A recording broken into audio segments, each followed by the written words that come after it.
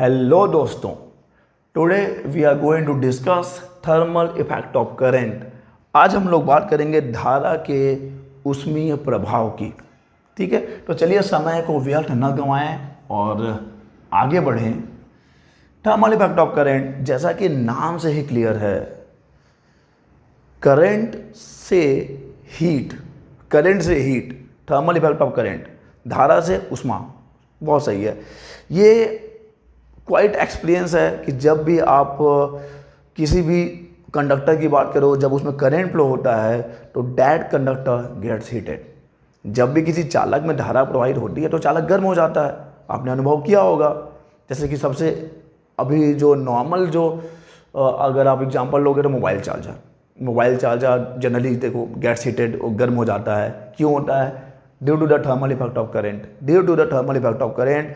When the current flows to a conductor, the conductor gets heated and this is known as thermal effect of current. जब भी किसी चालक से धारा प्रवाहित होती है तो चालक गर्म हो जाता है, और यही है धारा का ऊष्मीय प्रभाव। तो ये कोई बड़ी बात नहीं है, नॉट अ बिग डील। ये बड़ी बात नहीं है। एक बड़ी बात क्या है? ऐसा क्यों होता है?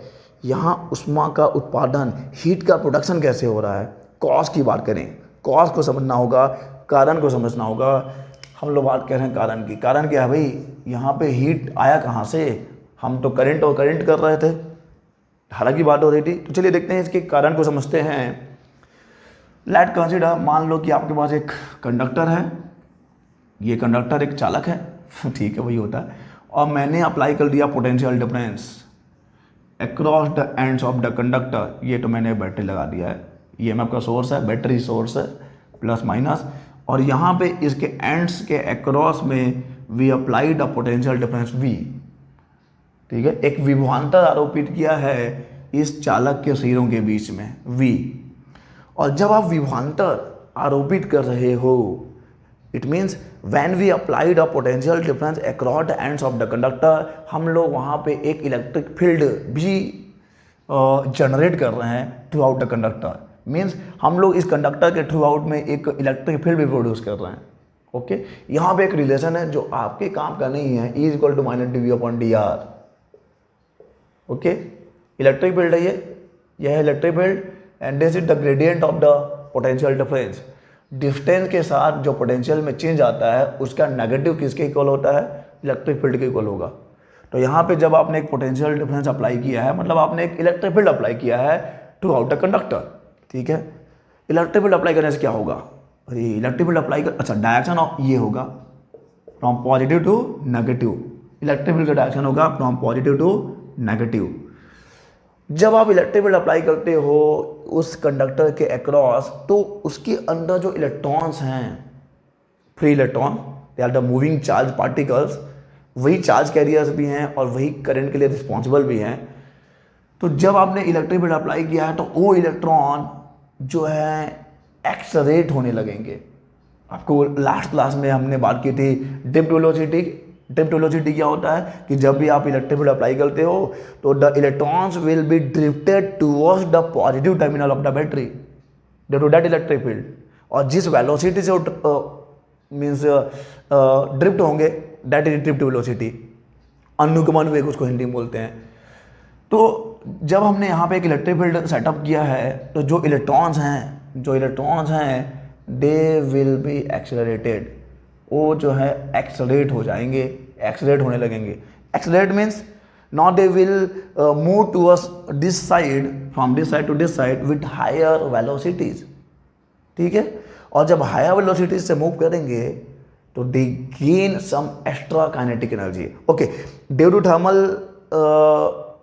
जो भी थर्मल स्टेट है उसके कंडक्टर के अंदर द इलेक्ट्रॉन्स विल फ्लो।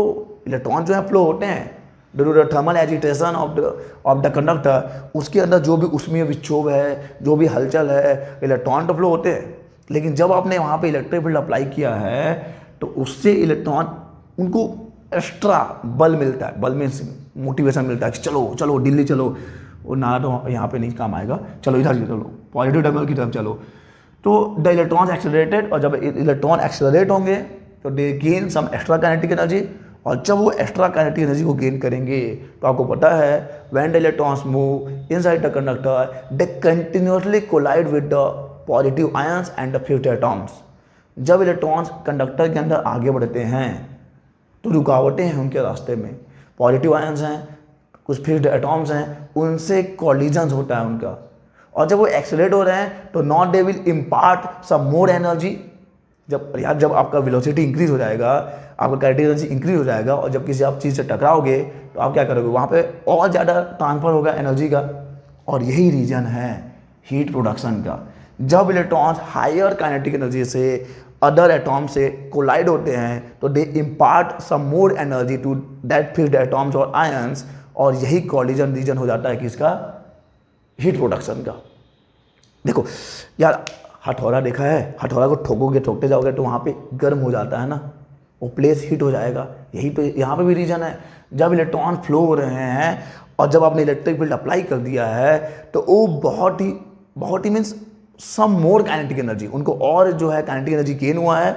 अब वो और ज़्यादा काइनेटिक एनर्जी से कोलाइड होंगे तो और ज़्यादा वहाँ पे क्या होगा, एनर्जी लिबरेट होगा इन फॉर्म ऑफ हीट। तो रीज़न यही है कि जब आपने इलेक्ट्रिक फील्ड अप्लाई कर दिया, मीन्स कि जब करंट फ्लो हो रहा है और जब इलेक्ट्रॉन्स कोलाइड होते हैं with the ions, fused ion, positive ions and atoms, तो वहाँ पर उस कॉलिजन से ही हीट प्रोड्यूस होता है, उस कॉलिजन से ही हीट प्रोड्यूस होगा। ओके, तो दैट्स द कॉज, ये रीजन है किसका, हीट प्रोडक्शन का, कि हीट क्यों प्रोड्यूस होता है। ठीक है, देखो रेजिस्टेंस का कॉज भी वही है। रेजिस्टेंस का कॉज क्या है, the collision of the electrons with the positive ions और द फ्यूज्ड एटॉम्स, यही कॉज रेजिस्टेंस। और जब आप वहाँ पे इलेक्ट्रिक फील्ड अप्लाई कर दे रहे हो तो वहाँ पे ये प्रोसेस मीन्स तो कॉलिजन का रेट है वो इंक्रीज हो जा रहा है। नॉर्मल कंडीशन में जब आपने इलेक्ट्रिक फील्ड अप्लाई नहीं किया तो नॉर्मली हो रहा है, लेकिन जब वहाँ पे आपने इलेक्ट्रिक फील्ड सेटअप कर दिया है तो इस कॉलिजन का रेट बढ़ जाएगा। कॉलिजन का रेट बढ़ जाएगा तो वहाँ पे हीट जो है वो लिबरेट होगा। ओके, वहाँ पे हीट जो है प्रोड्यूस होगा। तो दैट इज द कॉज, ये है रीजन किसका, हीट प्रोडक्शन का। लेकिन according to law of conservation of energy, the energy can neither be created not be destroyed, it can only be transform from one form to another form. Sir ये तो आप law को violet करवा दिए, आपने तो उस नियम को यहाँ पे मतलब उसका मान्य नहीं ना क्या यहाँ पे है। बिल्कुल है दोस्त, ऊर्जा न तो उत्पन्न होती है और नहीं नष्ट होती है, केवल इसका एक रूप से दूसरे रूप में रूपांतरण होता है। लेकिन हम यहाँ बार बार बोल रहे हैं हीट प्रोड्यूस होता है, हीट प्रोड्यूस होता है। तो क्या हीट वहाँ पे जन्म लिया है, क्या हीट वहाँ पे आ गया कहीं से भी नहीं। यहाँ पे किसी भी चीज़ का प्रोडक्शन नहीं होता, केवल ट्रांसफॉर्मेशन होता है। देखें कैसे यहाँ पर ये जो हीट प्रोड्यूस हो रहा है ड्यू टू द करेंट, ये क्या वो कहीं से जन्म ले रहा है कि किसी भी चीज़ का ट्रांसफॉर्मेशन है। इस चीज़ को ज़रा समझेंगे हम लोग। तो उसके लिए चलिए मैं एक कंडक्टर ले लेता हूँ यहाँ पर, ये रहा मेरा कंडक्टर, और वही चीज़ है भाई, मैं इसके एंड्स में एक बैटरी अप्लाई किया हूँ। It means we applied a potential difference V, okay, potential difference, और लेट कि इसमें करंट I फ्लो हो रहा है, करंट I फ्लो हो रहा है। अब देखिए आप, this is plus, this is minus, और electron will be drifted in this and this is the direction of electric field. इसमें भी कोई दिक्कत नहीं है। तो देखो यार, जब आप कंडक्टर के एंड्स पे पोटेंशियल डिफरेंस अप्लाई करोगे, this is the ends of the conductor, आपने पोटेंशियल डिफरेंस अप्लाई किया है तो इलेक्ट्रॉन इधर जाने को मजबूर हो गए हैं, they will move towards the positive terminal. और आपने इलेक्ट्रिक पोटेंशियल और पोटेंशियल डिफरेंस का डेफिनेशन पढ़ा है, क्या होता है potential difference, V is equal to होता है W upon Q, V is equal to W upon Q। The work done is required in moving unit charge from one point to another point. तो यहाँ पर मान लो कि unit charge को इस end से इस एंड तक लाने के लिए आपको इतना वर्क डन करना पड़ेगा यूनिट चार्ज के लिए। यूनिट चार्ज के लिए है ये unit charge. Total work done की बात करें, मान लो आपने क्या किया है, Q चार्ज को इस एंड से from this end to this end लाने में आपको टोटल वर्क डन W लगा है। टोटल चार्ज Q को यहाँ से यहाँ तक लाने के लिए आपको मीन्स जो आपका सोर्स है वो कर रहा है, तो हम लोग आप ही को बोल रहे हैं। तो यहाँ पे जो है सोर्स ने इतना काम किया तो move the Q charge from one end to another end, उसने W काम किया है, टोटल वर्क W हुआ है। तो यहाँ पे V क्या हो जाएगा, W/Q हो जाएगा। तो अगर यहाँ से अगर W देखोगे तो W = V × Q हो जाएगा। बिल्कुल सही है sir, by your definition of the potential difference W = V × Q। यानी कि आपका सोर्स Q चार्ज को एक एंड से दूसरे एंड तक ले जाने के लिए इतना काम कर रहा है। सोर्स काम कर रहा है, सोर्स जिसको आप बैटरी या सेल बोल सकते हो, सोर्स जो है इतना काम कर रहा है। लेकिन हम जानते हैं ना यार क्या होता है, Q = I × T होता है। Put here Q = I × T, so W = हो जाएगा VIT। V the potential difference, I जो है इलेक्ट्रिक करंट है और T जो है टाइम है, T इज द टाइम। और यही वर्क डन जो है आपको मिलेगा हीट के फॉर्म में, ये याद रखिए। तो यहाँ पे किसी भी टाइप का प्रोडक्शन नहीं है, जनरेशन नहीं है, ट्रांसफॉर्मेशन है। जो सोर्स काम कर रहा है, सोर्स चार्ज को मीन्स इलेक्ट्रॉन्स को यहाँ से यहाँ तक ले जाने के लिए जो काम कर रहा है, वही काम जो है आपको हीट के फॉर्म में ऑब्जर्व हो रहा है।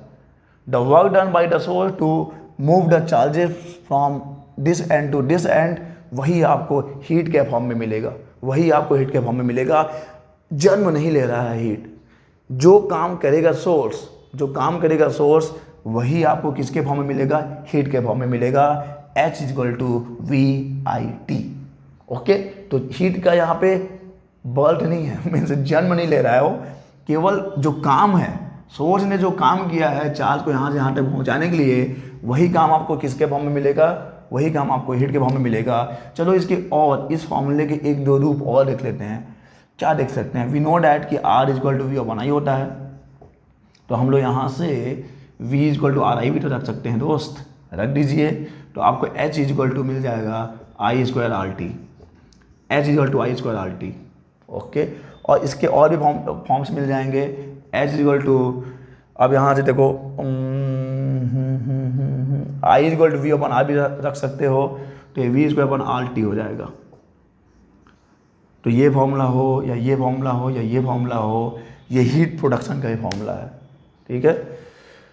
तो क्या होता है थर्मल इफेक्ट ऑफ करंट, एक बार रिवाइज कर लो। थर्मल इफेक्ट ऑफ करंट क्या होगा, जब भी किसी कंडक्टर से करंट फ्लो होता है तो कंडक्टर हीटेड हो जाता है, यही है थर्मल इफेक्ट ऑफ करंट। क्यों होगा, जब भी आपने इलेक्ट्रिक फील्ड अप्लाई किया है through out the conductor, the electron will B accelerated, और जब वो एक्सेलरेट होंगे तो उनको कुछ ज़्यादा ही काइनेटिक एनर्जी गेन कर लेंगे, और जब काइनेटिक एनर्जी गेन करेंगे तो not they will impart some more energy to the colliding particles, जो भी फिक्स्ड आयंस हैं या जो भी एटॉम्स हैं, उनसे जब कोलाइड होंगे तो उनको ज़्यादा एनर्जी देंगे, और यही जो कॉलिजन है या इस कॉलिजन से जो प्रोड्यूस होता है हीट, वही आपको ऑब्जर्व होता है, ठीक है।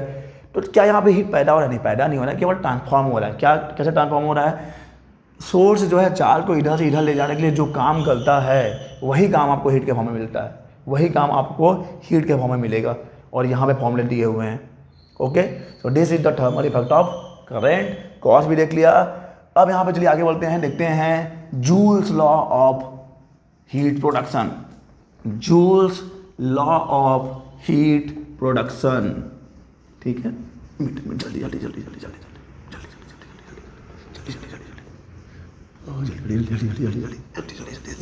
हो नहीं रहा तो साला चिपक गया है। Joule's law of heat production, joules law of heat production,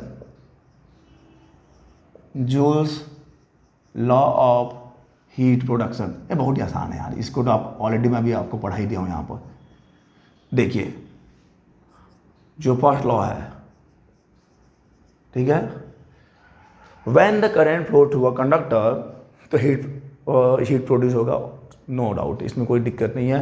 लेकिन जो हीट प्रोड्यूस होगा that will be proportional to the current का स्क्वायर। जो हीट प्रोड्यूस होता है वो करंट के स्क्वायर के प्रोपोर्शनल होगा, करंट के स्क्वायर के प्रोपोर्शनल होगा। And number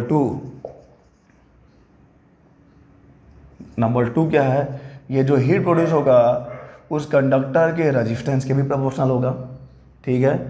and number third जो है, ये जो हीट होता है वो टाइम के भी प्रोपोर्शनल होगा कि कितने टाइम तक करंट फ्लो हुआ है। Okay, so H is proportional to I square, H is proportional to R, H is proportional to T। जब भी किसी कंडक्टर से करंट फ्लो होगा तो हीट प्रोड्यूस होगा, और जो हीट प्रोड्यूस होगा किन किन फैक्टर पर डिपेंड करेगा, करंट के स्क्वायर के प्रोपोर्शनल होगा, रेजिस्टेंस के प्रोपोर्शनल होगा और टाइम के प्रोपोर्शनल होगा। आप सबको मिला के लिख दो यार, तो ये हो जाएगा I स्क्वायर RT, और जब यहाँ पे हटाओगे तो कुछ तो लगाओगे ना मेरे भाई, I स्क्वायर RT। ठीक है, ये के कांस्टेंट है, प्रोपोर्शनैलिटी कांस्टेंट है, जो कि डिपेंड करेगा सिस्टम ऑफ मेजरमेंट पे। तो अगर आप SI की बात करते हो, SI सिस्टम में, सिस्टम ऑफ इंटरनेशनल में, अगर आप करंट को लोगे किस में, एम्पियर में, रेजिस्टेंस को लोगे ओम में और टाइम को लोगे सेकंड में, उस केस में के की वैल्यू होती है 1। It means H is equal to I square RT हो जाएगा, H is equal to I square RT। Okay, this is the formula for the heat which is produced in the conductor when the current flow through it. जब भी किसी चालक से धारा प्रवाहित होगी तो जो हीट प्रोड्यूस होगा वो आप इस फॉर्मूले से प्राप्त कर लोगे। दिस इज जोस law of heat production. H heat, जो हीट जनरेट हो रहा है, जो हीट प्रोड्यूस हो रहा है, H is proportional to I square, H is proportional to R, H is proportional to T, H is proportional to I square RT, हटाइए लगाइए और K इक्वल टू 1 हो जाएगा। SI सिस्टम में ज़्यादा समय न गंवाएं, ये फॉर्मूला याद कर ले में, H is equal to I square RT, H is equal to I square RT, और ये था Joule's law of heat production, कि जो हीट प्रोड्यूस होगा वो किन किन फैक्टर्स पर डिपेंड करता है। चलिए आगे बढ़े हम लोग इलेक्ट्रिक पावर पे। इलेक्ट्रिक पावर, इलेक्ट्रिक पावर, तो इलेक्ट्रिक पावर को डिफाइन करने से पहले आप पावर को डिफाइन कर लो भाई। क्या होता है power? Derivative of doing work? नहीं, डेरिवेटिव ऑफ डूइंग वर्क तो एनर्जी होता है। Derivative of doing work is known as energy. तो पावर क्या होता है? पावर होता है the rate of doing work, काम करने की दर को आप बोलते हो शक्ति, यानी कि power. Okay, the rate of doing work is known as power.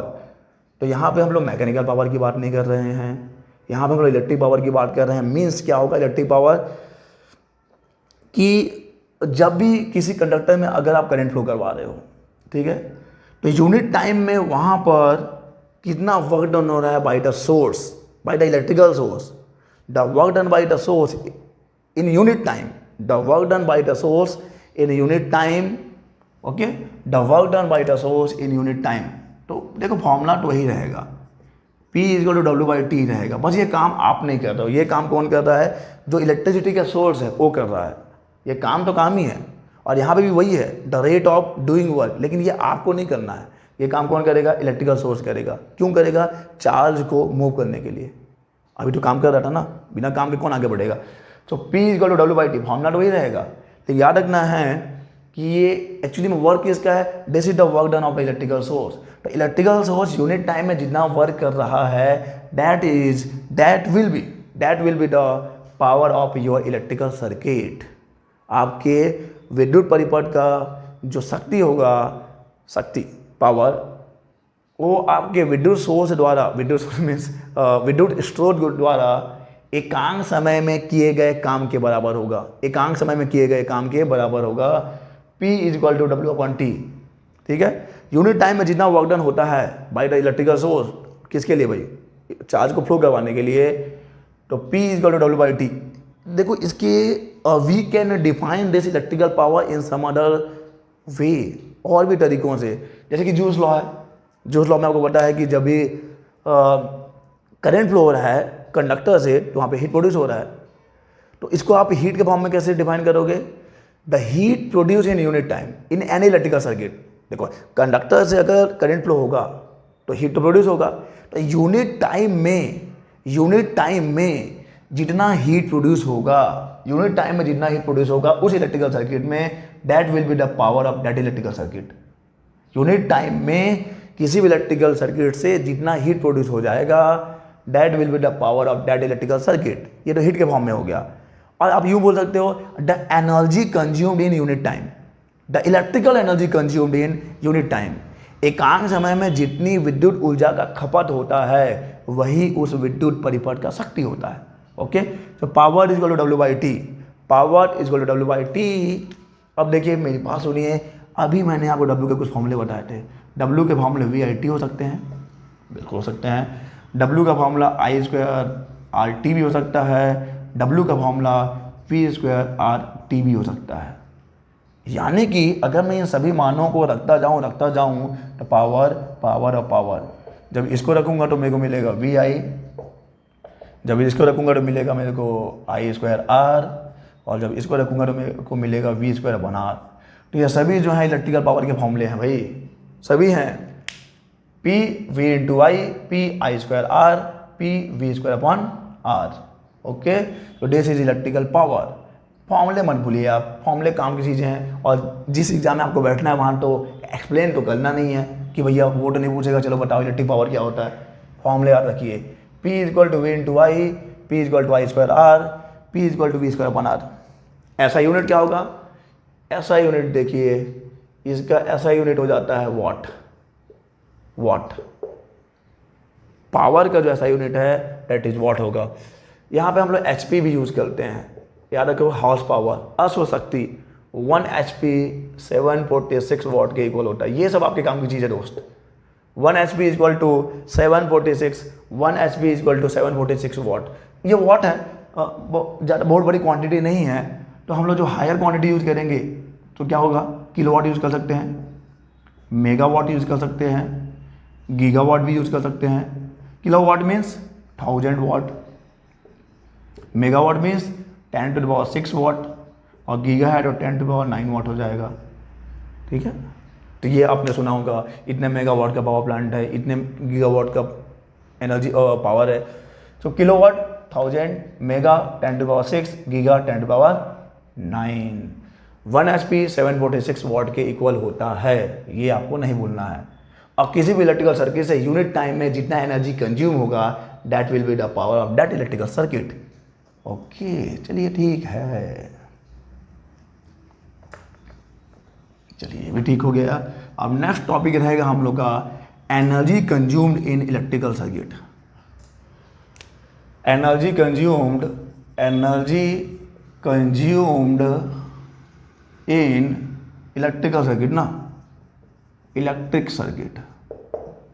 Energy consumed in electric circuit, energy consumed in electric circuit. चलिए ठीक है, तो आपने ये देख लिया है CIRCUIT कि जब करंट फ्लो होगा तो हीट प्रोड्यूस होगा, that is the thermal effect of current. Power क्या होता है? Energy consumed in unit time. तो देखो हम लोग वहीं से स्टार्ट करते हैं। मान लो किसी भी इलेक्ट्रिकल सर्किट में करंट फ्लो हो रहा है, और मान लो उस सर्किट का पावर P है। पावर कितना है? P है, यानी W/T। यूनिट टाइम में W/T इतना वर्क डन करना पड़ेगा सोर्स को। ठीक है, तो अगर मैं यहाँ से W देख लूँ तो W इक्वल टू आ जाएगा P इंटू टी। अरे यार, यूनिट ये जो क्या है? यूनिट टाइम का वर्क डन है, यूनिट टाइम का वर्क डन है। वर्क डन मीन्स एनर्जी है। ठीक है, तो यूनिट टाइम मान लो इतना एनर्जी कंज्यूम हो रहा है, तो टी टाइम में कितना होगा? P इंटू टी होगा, P इंटू टी हो जाएगा। अब P का फॉर्मूला क्या है? P का फॉर्मूला वाट है। ठीक है, और T का फॉर्मूला नहीं, सॉरी, यूनिट। P का यूनिट वाट है, T का यूनिट सेकंड है, और W क्या होता है? W जूल होता है, जो कि एनर्जी भी तो है। यानी कि क्या होगा 1 जूल एनर्जी। किसी भी इलेक्ट्रिक सर्किट का 1 जूल एनर्जी क्या होगा? देखो यार, अगर मान लो किसी भी इलेक्ट्रिकल सर्किट से 1 वाट पावर वाला करंट, किसी भी इलेक्ट्रिकल सर्किट से 1 वाट, अच्छा 1 कैसे होगा? अगर मैं ले लूँ 1 वाट और मैं ले लेता हूँ 1 सेकंड तक फ्लो हो रहा है, तब आएगा 1 आएगा। ओके, तो अगर मान लीजिए किसी भी इलेक्ट्रिकल सर्किट से 1 वाट शक्ति यानी 1 वाट पावर वाला करंट 1 सेकंड के लिए फ्लो हो गया। सुनिए, मैं समझिए मैं क्या बोल रहा हूँ आपको, कि मान लीजिए किसी भी इलेक्ट्रिकल सर्किट से 1 वाट पावर वाला करंट 1 सेकंड तक फ्लो हुआ है, तब उस इलेक्ट्रिक सर्किट में कितना एनर्जी कंज्यूम हो गया? 1 जूल एनर्जी कंज्यूम हो गया। 1 जूल एनर्जी कंज्यूम हो जाएगा। अच्छा चलो ठीक है, मान लो 1 वाट वाला पावर जो है, 1 वाट पावर वाला करंट अगर 2 सेकंड के लिए गया तो 2 जूल एनर्जी कंज्यूम हो गया। यही तो है energy consume in electric circuit. ठीक है, तो अगर आप बोलते हो कि किसी भी इलेक्ट्रिक सर्किट में 1 जूल एनर्जी कंज्यूम हुआ है या 2 जूल कंज्यूम हुआ है, इसका क्या मतलब है? तो 1 जूल को डिफाइन करिए, उसके बाद आप मल्टीप्लाई करते जाइए। तो 1 जूल क्या होगा? अगर 1 वाट पावर वाला करेंट 1 सेकेंड के लिए फ्लो होता है तो आप बोलोगे कि उस इलेक्ट्रिक सर्किट में 1 जूल एनर्जी कंज्यूम हो गया है, 1 जूल एनर्जी कंज्यूम हो गया है। तो इसी के बेसिस पे चलिए, आपके घर में इलेक्ट्रिसिटी आती है, बिल्कुल आती है, तो मीटर भी होगा, मीटर भी है, अगर चोरी नहीं किया है तो मीटर तो होगा। अब बताओ वहाँ पे जो हम लोग एनर्जी तो कंज्यूम कर रहे हो ना, आप इलेक्ट्रिकल एनर्जी कंज्यूम कर रहे हो आप अपने घर में, और मीटर का काम क्या है? मेजर करना कि आपने कितना एनर्जी कंज्यूम किया है इन 1 मंथ। एक मंथ में बिजली का जो बिल आता है, इलेक्ट्रिसिटी बिल आता है, तो हम लोग 1 मंथ ले लिए हैं। तो हम यहाँ पे हैं, हम लोग करते हैं मेजरमेंट ऑफ इलेक्ट्रिकल एनर्जी और इलेक्ट्रिक एनर्जी। कहाँ पर? घर की बात कर रहे हैं। Measurement of electric energy at home. यहाँ को समझ सकता है क्योंकि आंकिक प्रश्न दिया है भाई, बोला है कि आंकिक प्रश्न करिए आप। Measurement of electric energy at home. देखो यार, आपने सबने सुना होगा यूनिट, अरे इतना यूनिट का रीडिंग आया है आपके मीटर का, इतना क्या है ये यूनिट? मीटर में आप पापा को, मम्मी को, डैडी को कभी भी आपने कहते हुए सुना होगा, भाई यूनिट, इतना यूनिट आ रहा है, इतना यूनिट आ रहा है, कैसे आ रहा है? ये यूनिट क्या होता है? देखो यार, यूनिट क्या होता है, ध्यान से सुनिए। यूनिट का जो हम लोग विज्ञान की भाषा में ये किलोवाट आवर है, किलोवाट आवर। अच्छा, अब ये आप किलोवाट सुन के आपको लगता है वाट, किलोवाट यानी ये तो पावर का यूनिट है। नहीं भाई, यही तो आपको याद रखना है। पहला क्वेश्चन यही बनेगा, किलोवाट आवर किसका यूनिट है? तो किलोवाट आवर ना भैया, इलेक्ट्रिक एनर्जी का यूनिट है, एनर्जी का यूनिट है, याद रखना है। पावर नहीं है मेरे दोस्त, पावर नहीं है। ये किसका यूनिट है? ये एनर्जी का यूनिट है, इलेक्ट्रिक एनर्जी का यूनिट है, किलोवाट आवर। अब देखो, अच्छा, इसी किलोवाट आवर को आप यूनिट बोलते हो। इस किलोवाट आवर का ही जो आम बोल चाल में हम लोग दैनिक दिनचर्या में हम लोग क्या बोलेंगे, इसको यूनिट बोलते हैं। 1 kilowatt our that is 1 unit, 1 kilowatt our that is 1 unit. अब देखते हैं ये 1 किलोवाट एनर्जी या 1 यूनिट एनर्जी एक्चुअली में होता कितना है। 1 किलोवाट जो एनर्जी आप है कंज्यूम कर रहे हो मान लो, तो क्या होता है देखो, मैं वहाँ लगा देता हूँ, ठीक है। तो किलोवाट को मैं क्या लिखूँगा? किलोवाट को मैं लिखूँगा 1 किलोवाट इंटू है ये 1 आवर, ठीक है, 1 किलोवाट 1 आवर। तो पहले हम यहाँ से डिफाइन कर लें कि एक्चुअली में ये 1 किलोवाट आवर होता क्या है।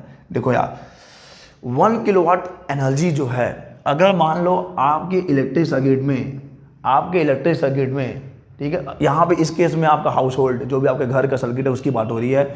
अगर 1 किलोवाट पावर वाला करेंट, अगर 1 किलोवाट पावर का करेंट पूरे 1 घंटा के लिए फ्लो हो गया, 1 किलोवाट मतलब ऐसा करेंट जिसका पावर 1 किलोवाट है, 1 किलोवाट पावर का करंट अगर पूरे 1 घंटे के लिए आपने कंज्यूम किया या यूज किया, ठीक है, 1 किलोवाट पावर वाला करंट अगर पूरे 1 घंटे तक आपने यूटिलाइज किया, तो आप बोलोगे आपने कितना एनर्जी कंज्यूम किया है? आपने 1 किलोवाट आवर, यानी कि 1 यूनिट आपने एनर्जी कंज्यूम कर लिया।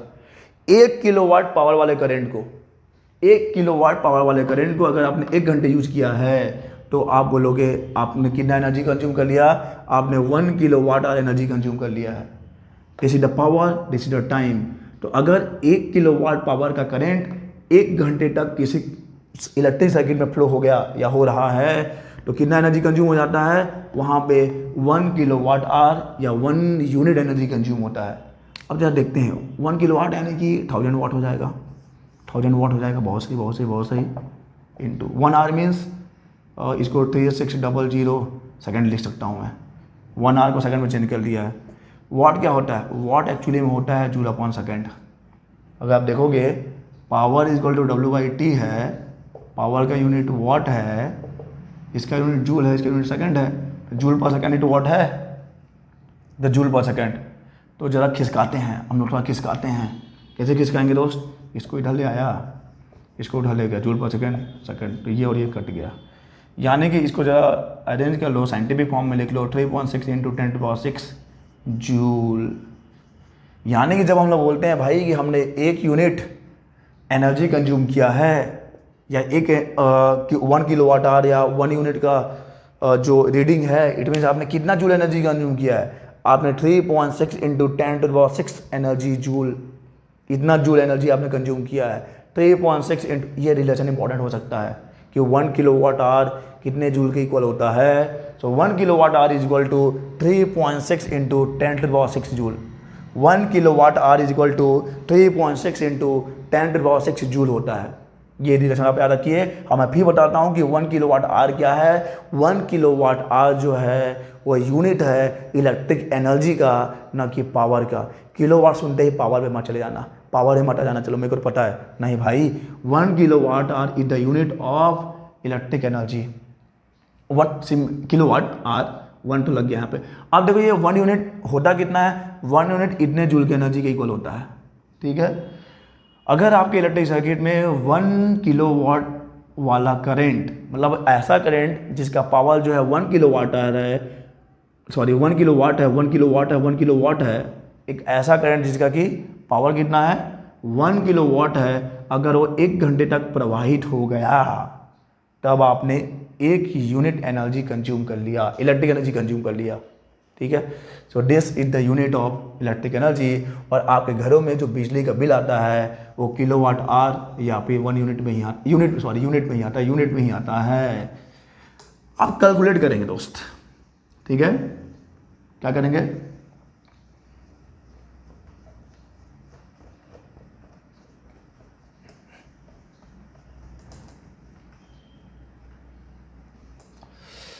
नंबर ऑफ यूनिट्स कैसे कैलकुलेट करेंगे। देखो नंबर ऑफ यूनिट्स ये यहाँ यहीं से न्यूमेरिकल करना है। तो इससे रिलेटेड जो न्यूमेरिकल करेंगे हम लोग नेक्स्ट क्लास में करेंगे, ये तो वीडियो काफ़ी लंबा हो जाएगा, फिर कोई देखता नहीं है। नंबर ऑफ यूनिट्स फॉर्मूला यहाँ देख लेते हैं, न्यूमेरिकल नेक्स्ट क्लास में होगा, नेक्स्ट लेक्चर में हम लोग इसका न्यूमेरिकल करेंगे। देखो यार नंबर ऑफ यूनिट्स, देखो यार 1 यूनिट क्या होता है। 1 यूनिट का मतलब है कि आपके पास 1 किलोवाट होना चाहिए और 1 आवर होना चाहिए। 1 किलोवाट 1 आवर, तो ये होता है 1 यूनिट, एकदम सही है। 1 किलोवाट 1 आवर। अब नंबर ऑफ यूनिट आपको कैलकुलेट करना है। नंबर ऑफ यूनिट को मैं कैसे लिखूँ, नंबर ऑफ यूनिट लिख देता हूँ, नंबर ऑफ यूनिट। तो देखिए यार, आपका मान लो कि जो पावर है आपको उसको किलोवाट में मेजर करना है, पहली चीज़ तो ये, ठीक है। और दूसरा चीज़ टाइम किस में लेना है, टाइम को लेना आर में। अभी मैंने पावर का आपको फॉर्मूला बताया था, पावर इज इक्वल टू होता है V into I, power is equal to होगा V इंटू आई। लेकिन यहाँ पर V जो है वो किस में होगा, V वोल्ट में होगा और I एम्पियर में होगा। तो इस किलोवाट को अगर मान लो मैं लिखता हूँ ऐसा, वाट इंटू आर लिख रहा हूँ, वाट इंटू आर। अब नंबर ऑफ यूनिट कैलकुलेट करना है तो हमेशा एक पे थोड़ी रहोगे, जितना घंटे चलाया है या जितना वाट को नहीं रखना है, यहाँ पे आपको किलोवाट रखना है। अब ये किलोवाट में कन्वर्ट हो गया, वाट को अगर आपने 1000 से डिवाइड कर लिया तो ये किलोवाट हो गया, ठीक है। तो अब देखो वाट को क्या लिख सकते हैं हम लोग, वाट पता है आपको, वाट हो जाता है V into I. Watt means watt V into I means कि क्या, देखो भाई इसका यूनिट है वाट और इसका यूनिट है वोल्ट और ये है एम्पियर। तो अगर वोल्ट इंटू एम्पियर करोगे तो आपको वाट मिलेगा, तो ये हो जाएगा वोल्ट और ये हो गया एम्पियर। V इंटू आई अपॉन 1000, V इंटू आई अपॉन 1000, और आर के लिए तो आप टाइम टी लिख लो। तो ये फॉर्मूला क्या हो गया, नंबर ऑफ यूनिट का जो फॉर्मूला आ गया नंबर ऑफ यूनिट के लिए, वो VIT अपॉन 1000 आ गया, VIT अपॉन 1000 आ गया, number of unit VIT upon 1000 आ गया। लेकिन याद रहे V होना चाहिए वोल्ट में, I होना चाहिए एम्पियर में और T होना चाहिए R में, ठीक है। तो VIT अपॉन 1000 ये है नंबर ऑफ यूनिट का फॉर्मूला, VIT अपॉन 1000। और किस में होना चाहिए, वोल्ट में होना चाहिए, एम्पियर होना चाहिए और आर में होना चाहिए, तब आपको ये आंसर मिलेगा। अच्छा, अब जो नंबर ऑफ जो रहेगा 10 घंटे इतना, अच्छा चलो मान लो दिन जो दिया रहता है, अगर डे भी दिया तो डे का भी इंटू करना पड़ेगा। डे देता है कि इतने डेज के लिए, तो मान लो एक दिन में 8 घंटे है, 8 घंटे तक ही कोई आपका अप्लायंसेस, इलेक्ट्रिक अप्लायंसेस ऑन है, या जो भी आपका हाउस होल्ड में जो भी चीज़ें ऑन है, आपने वहाँ पे कुछ आल दिया है 8 घंटे और 8 घंटे, 4 घंटे, 5 घंटे। अब बोलता है 1 महीने का कैलकुलेट करो, तो आपको नंबर ऑफ डेज को इंटू भी करना है, नंबर ऑफ डेज को इंटू भी करना पड़ेगा वहाँ पे, नंबर ऑफ डेज को इंटू भी करना पड़ेगा, देखेंगे न्यूमेरिकल में। ठीक है, आगे बढ़ते हैं हम लोग अभी।